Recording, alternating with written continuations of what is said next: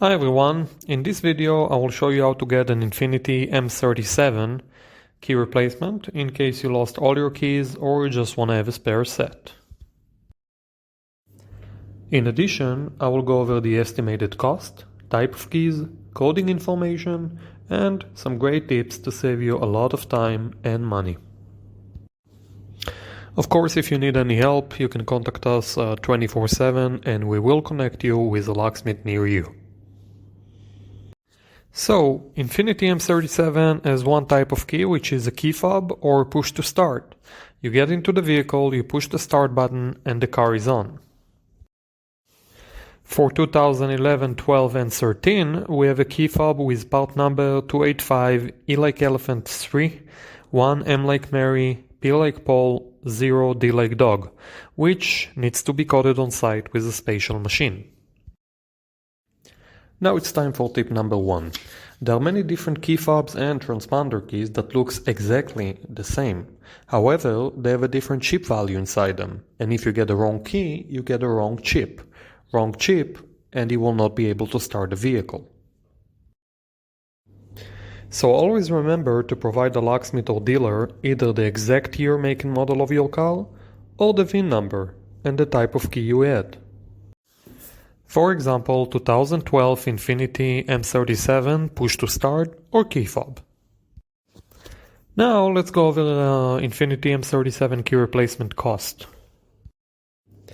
You have 3 options to get a key replacement, and the price varies depending on where you get the new key.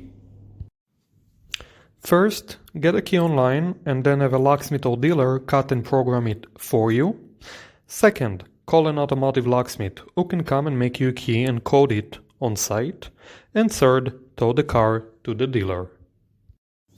Online, you can buy it for about $50, and including cutting and coding, you should pay about $280. A locksmith should charge you about $300 for on-site service at your location, and the dealer about $380. The following is very important to remember. While some keys can be coded without a special machine, it is not the case here. Therefore, if you decide to buy a key online, you will have to contact either the locksmith or dealer to do it for you. You cannot do it yourself. Before we continue, a quick word about a spare set. Making an additional key when you already have a working key is much cheaper and faster. Therefore, we highly recommend getting 2 keys in case you lose all your keys, as the second key should cost less than half. Now, some tips to save you a lot of time and money.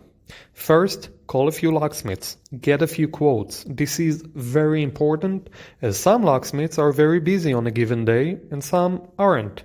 Use it for your advantage. Second, try to call a few companies, even if they are not located right next to your location. Most locksmiths offer a mobile service, sometimes up to 30-mile radius. So even though the business address might be far from you, they might be helping the customer right next to you.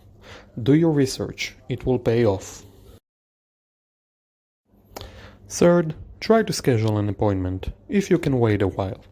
Most locksmiths would prefer to give you a 10, even 15% discount if you can wait while they finish another job. This way, it can work out for everybody. You get a discount, they get a job.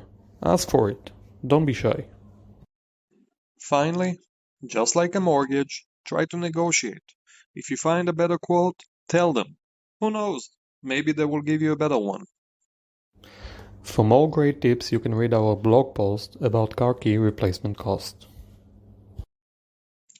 That's it. I hope you liked this video.